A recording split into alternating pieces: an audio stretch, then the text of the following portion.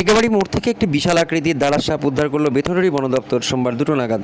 ঘটনাটি নাকাশিপাড়ার পাটিকাবাড়ির মোড়ে। সুব্রত শীলের ঘরের ভেতরে একটি বিশাল আকৃতির প্রায় 4 থেকে 5 ফুট লম্বা দাঁড়ার সাপ ঢুকে থাকে ঘরের ভেতরে। এরপর তারা আতঙ্কিত হয়ে যান আর খবর দেওয়া হয় বেথরবাড়ি বন দপ্তরকে।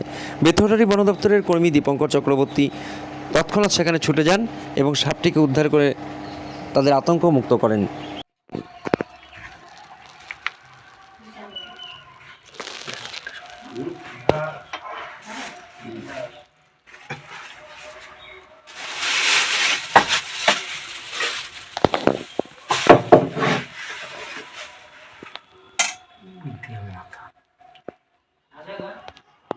আছে রে ওই যে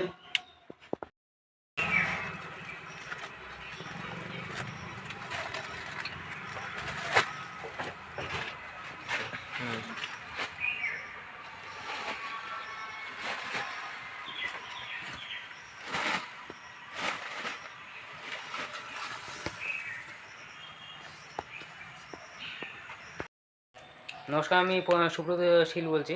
আমার বাড়ি পাটিকাবাড়ি মোড়। তা আমি বেথর বন দপ্তরে আমি ফোন করেছিলাম যে আমার বাড়িতে সাপের জন্য সাপ ঢুকেছে ঘরের ভেতর। তো আমার বাড়িতে অনেক বাচ্চাগুলো ছেলেপেলে আছে, তা ঘরের ভিতর তারা ঢুকতে পারছে না। তা দীপঙ্করদাকে ফোন করার পর আমাকে দীপঙ্করদা এই নাম্বারটা আমাকে বন দপ্তর থেকে লোক পাঠিয়েছে। তা লোকটা এই দাদা দুটো এসেছে, দাদা দুটো আমাকে খুবই উপকার করেছে। সাপটা ধরে সাপটা নেমে করে 4 থেকে 5 ফুট হবে ঘরে ছিল। তা ঘর থেকে এই দাদাটা বের করে সাপটা আমাদের উদ্ধার করেছে। আমরা কোন আতঙ্ক থেকে আমরা মোটামুটি ভালো বা ভালো আছি। তা আমরা আমাদের বেতন যে পাবলিক অ্যাপ্লিকেশন তাকে অনেক অসংখ্য ধন্যবাদ বলি। আজ আমি শেষ করলাম।